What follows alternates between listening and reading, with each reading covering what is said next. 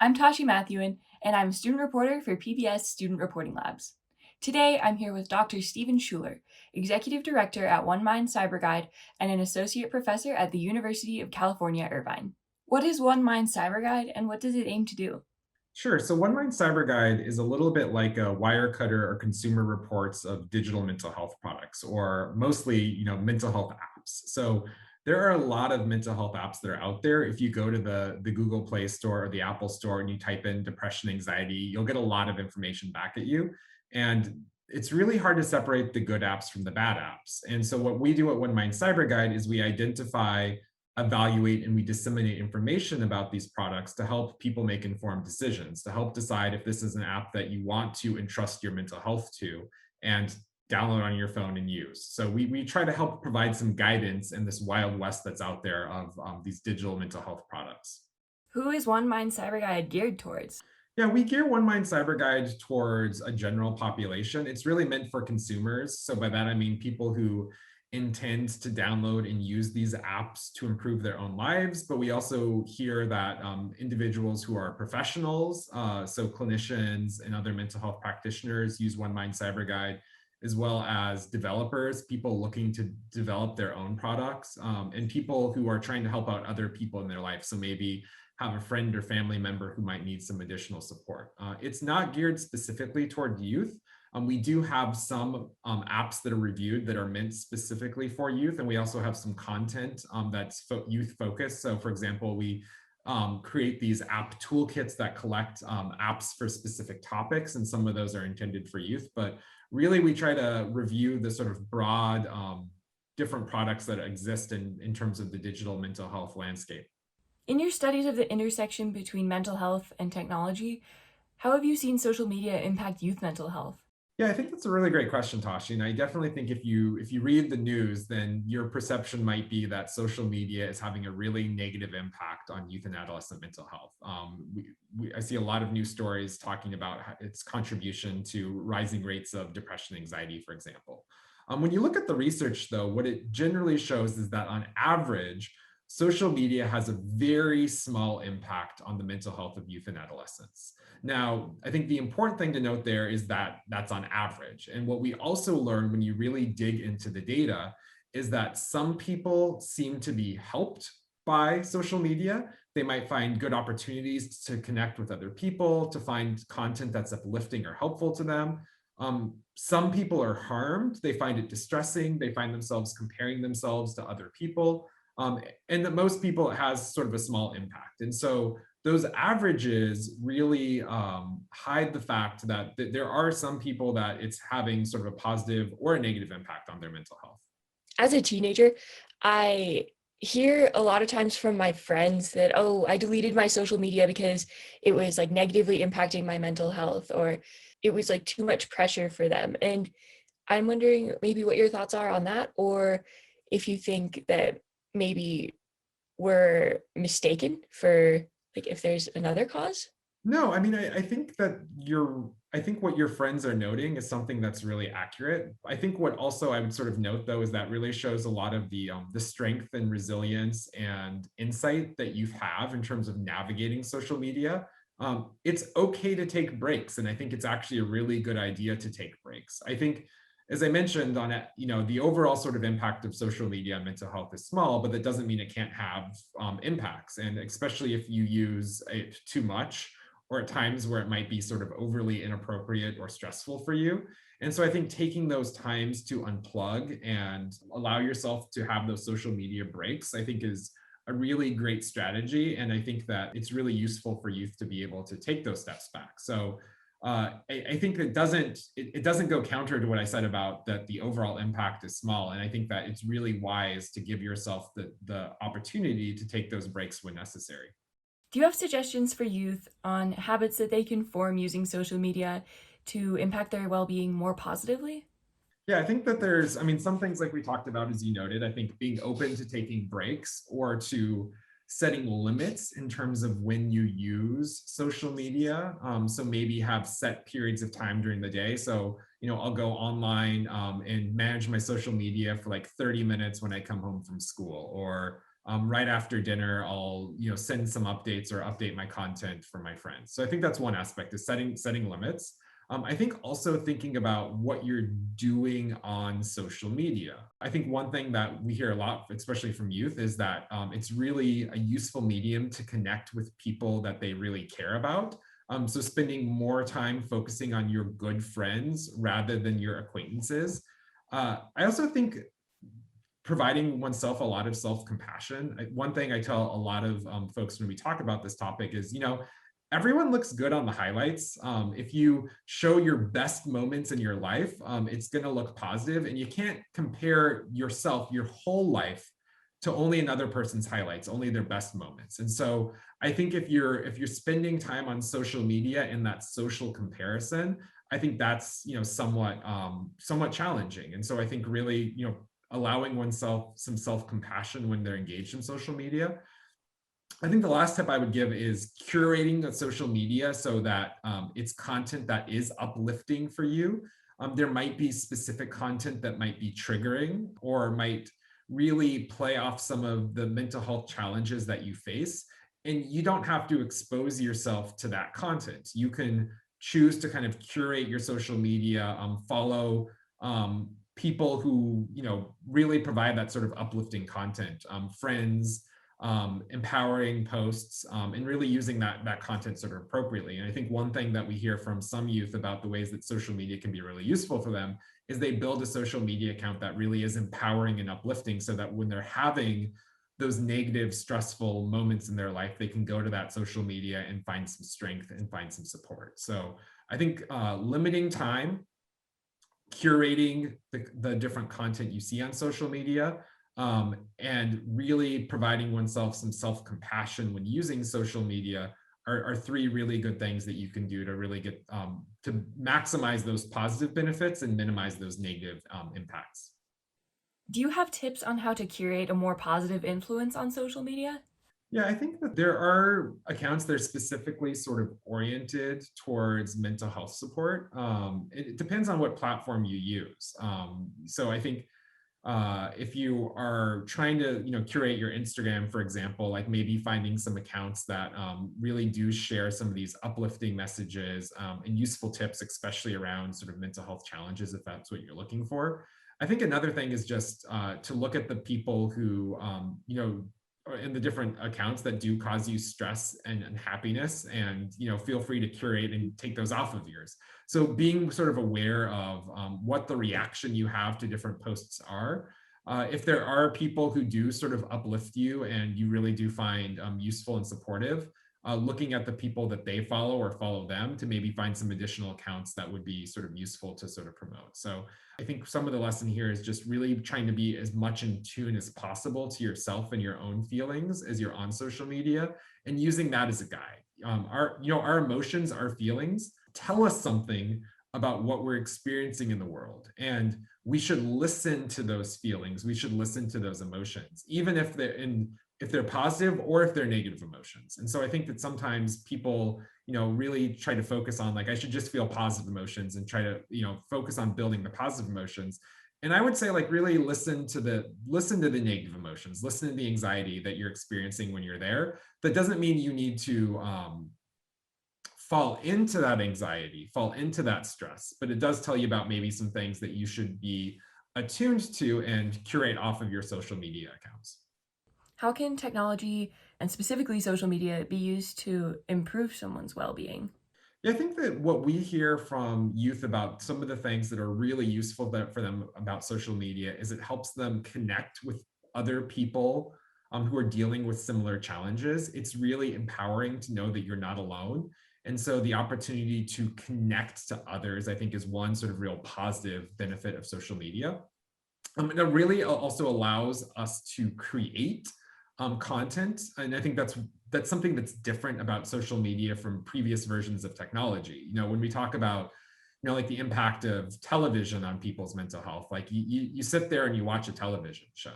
But with social media, you are a co-creator of the experience that's going on there. And we know that creativity and generation and being able to create things is something that's very beneficial and useful for people's mental health. And so being able to use social media as a place of self-expression, I think, is another really useful tool to be able to support, youth mental health. I think another thing is that we know that,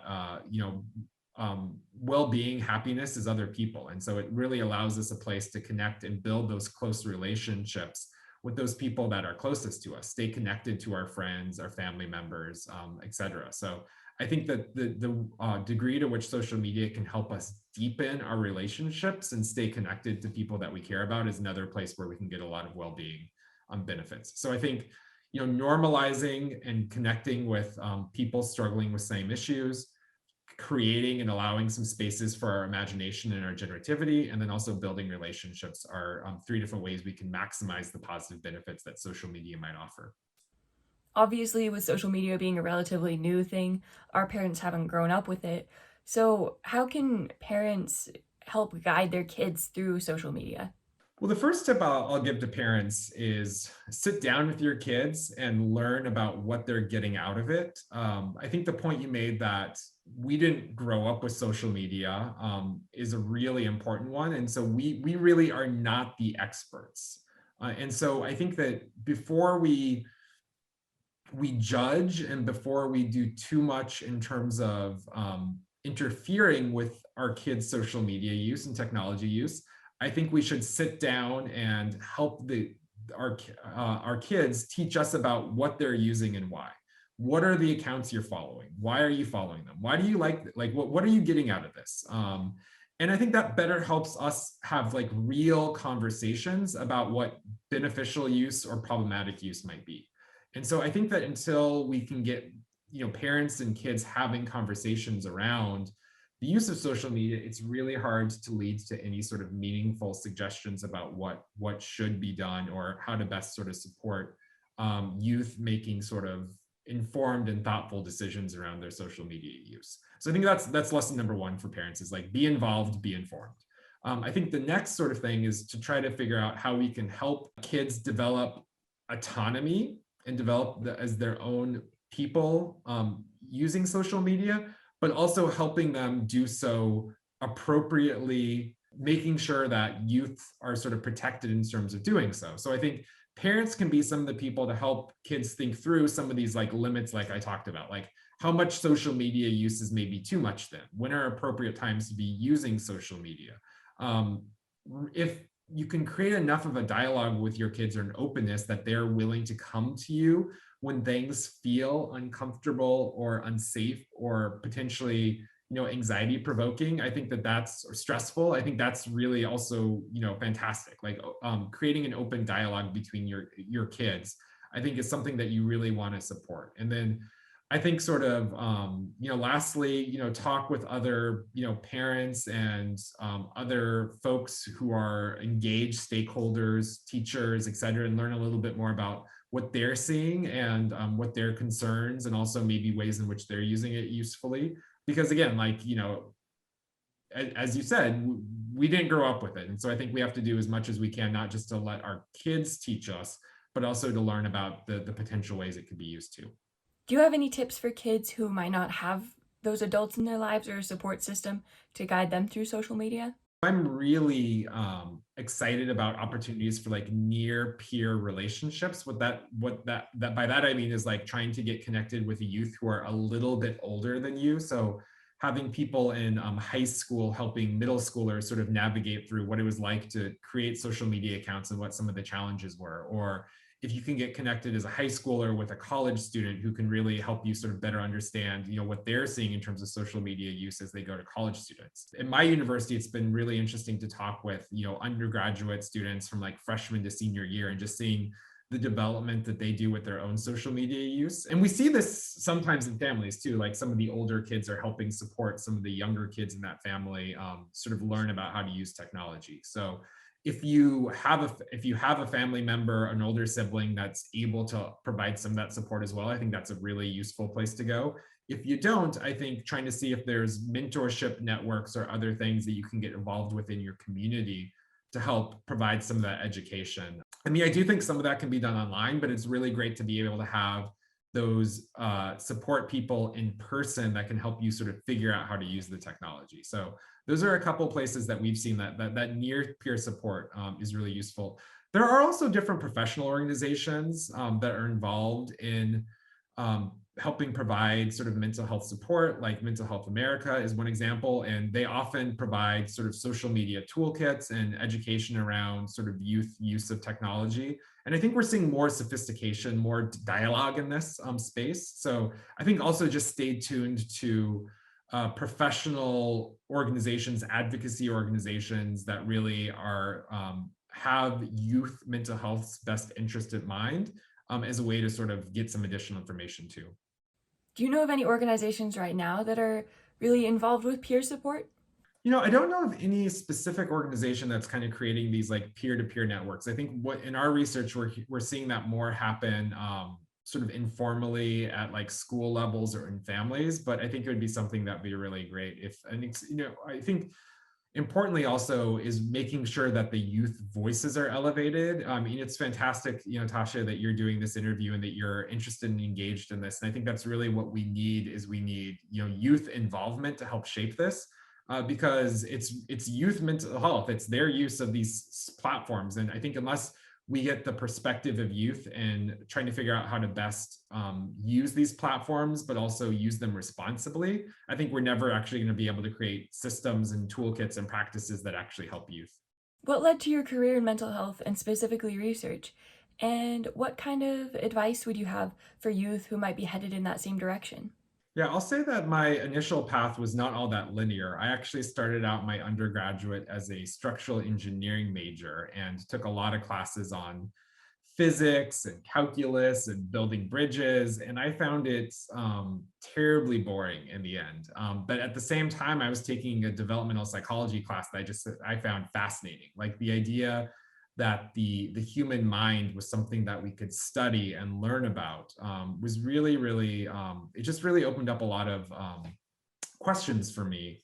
And at the time, I had a psych professor whose advice was, if you want to get involved, like if you want to learn more about psychology, all these faculty at the university are doing research, you should get involved in a research lab. So I went to the faculty web pages and looked at what all the different faculty were researching. And there was one faculty, Dr. Sonia Luber-Mercy, who was studying happiness. And I said, happiness, you can't study that. I want to know what she does. So I worked in Dr. Luber-Mercy's lab and learned more about sort of the scientific study of happiness, which again, it was just fascinating to sort of learn more about what are the determinants of happiness and how do people differ in terms of their levels of happiness and how we might be able to promote happiness. What are some different skills and strategies that happy people tend to engage in? And actually some of the things like we were talking about in terms of social media, like social comparisons, is a huge aspect of happiness. Happy people are the people who, when they go to the grocery store and they're in the slow line, are just kind of looking ahead and thinking about their day. And unhappy people who are the people who are looking at the lines to left and right, saying like, "Oh man, I should have been in that line today." We do these things all the time, social media or not. And so like learning more about those strategies was something that was really interesting to me and really kind of then set me on my career path to go get a PhD and become a researcher in the space of psychology. And I'd say for young people or people kind of interested in getting involved in psychology or even just trying to chart out your own career path, follow your curiosity, ask questions, ask a lot of questions, and see who you can find to answer those questions. And that's been really something that's guided my own career path. Is I've always tried to go, work with people and work with folk who are asking similar questions to what I'm asking, and hopefully together we can try to find some answers to those questions.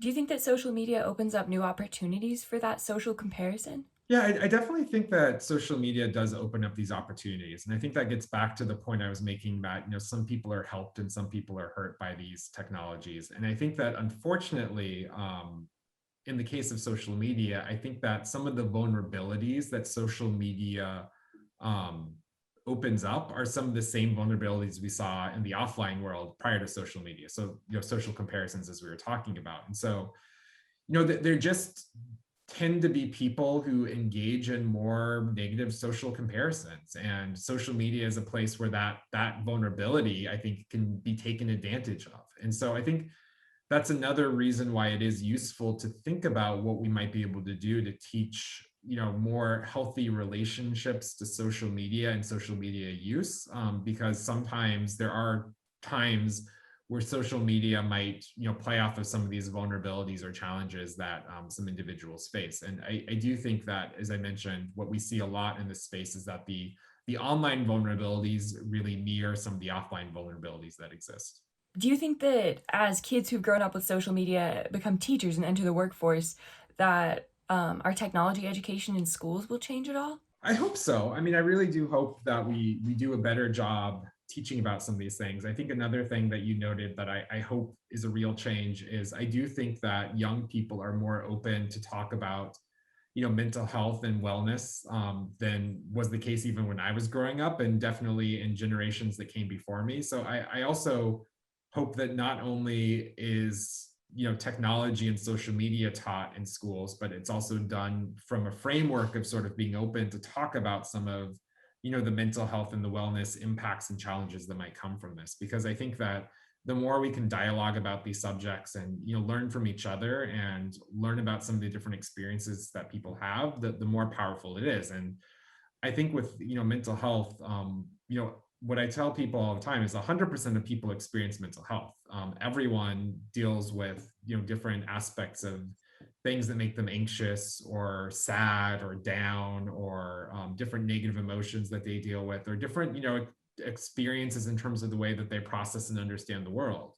And the more we sort of are open with sharing some of the different experiences that we each go through, I think the more we have the ability to empower us all to, reach the things that we want to reach in life, reach our goals, uh, despite and sometimes actually using some of those different differences as opportunities. So I think there's a lot more opportunity to be open in the dialogue around sort of mental health and wellness, and I think that can really serve to empower the different things that we want to accomplish in life.